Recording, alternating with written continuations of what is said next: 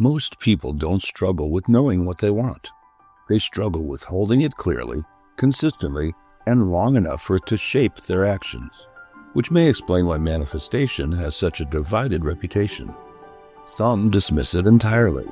Others quietly insist it works, not as magic, not as wishing, but as a process. The problem with wishing. Ask people what they want, and the answers come easily. More money, better relationships, clarity, stability. But ask how often they actively engage with those desires, and the answers become less certain. Psychologists have long observed that vague goals produce vague outcomes. A wish that isn't revisited, clarified, or reinforced tends to dissolve back into background noise. This is often where manifestation fails, not because the idea is flawed, but because attention is fleeting. What people say works instead. When people who believe manifestation does work are asked what made the difference, their answers are rarely mystical. They talk about focus, clarity, consistency, and again one word appears: ritual. Not elaborate ceremonies, just simple, repeatable actions that make an intention feel real. Why people add a physical setup? At some point, many people add something physical to the process, not because they believe an object will do the work for them, but because physical systems hold attention better than abstract ideas. When an intention exists only in the mind, it competes with everything else in the mind. Emails, deadlines, distractions. But when an intention is written down and placed somewhere deliberate, it changes status. It becomes visible, interruptive, harder to forget. Of course, this doesn't exclude the possibility that physical objects may do more than hold attention. Throughout history, certain forms, materials, and stones have been treated as energetically significant long before modern explanations existed. Whether their influence is psychological, energetic, or something yet to be understood remains an open question. The pyramid as a structure for attention. This is where symbols and geometry quietly enter the picture.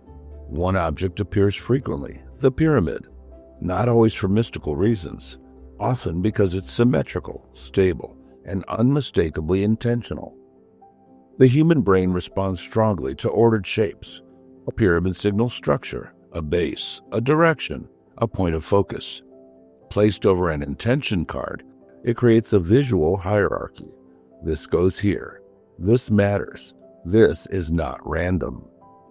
It's also worth noting that pyramids have appeared independently across cultures, often associated with preservation, amplification, or alignment.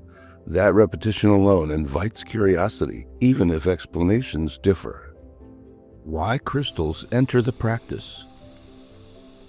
Crystals tend to serve a different role.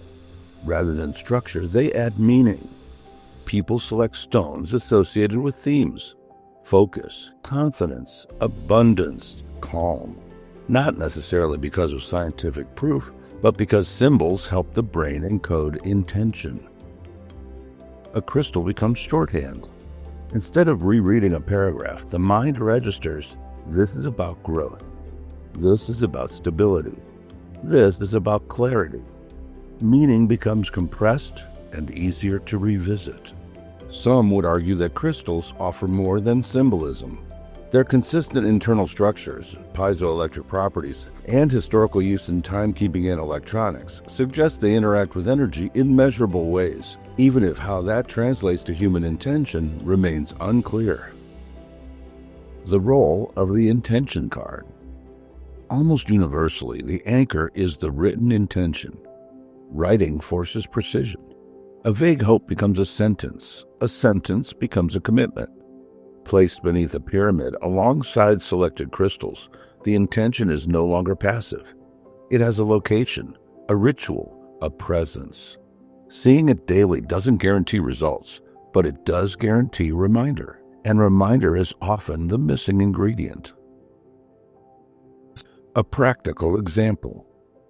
Some people formalize this setup using tools designed specifically for ritual and focus. One example is a system like Wishcatcher, a pyramid paired with crystals and intention cards, created not to promise outcomes, but to support consistency. The value isn't in the object itself. It's in what the object makes easier: writing the intention, placing it deliberately, returning to it daily. In other words, it reduces friction, and when friction is reduced, practice increases. Why repetition matters. People who see their intention daily tend to make faster decisions, notice opportunities sooner, stay aligned with stated goals. Not because something external changed, but because they did. The ritual becomes a daily signal. This matters. Attention narrows, behavior follows. What people actually report. Interestingly, people rarely describe dramatic, overnight transformations. Instead, they describe subtle shifts, greater awareness, more confidence in decisions, a sense of momentum. Sometimes it feels like coincidence. Sometimes it feels like clarity. Sometimes it simply feels like alignment. But over time, the pattern repeats often enough that many stop dismissing it.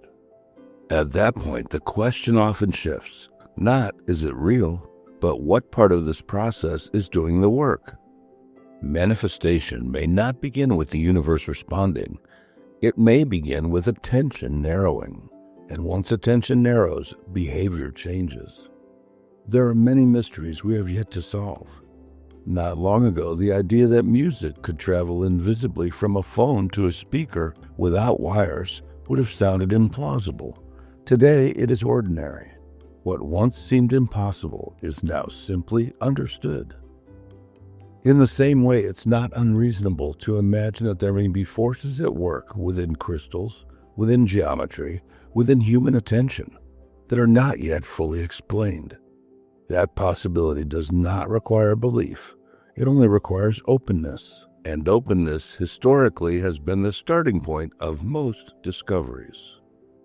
What is clear is that consistent focus changes perception. It sharpens awareness. It opens the mind to possibilities that were previously overlooked.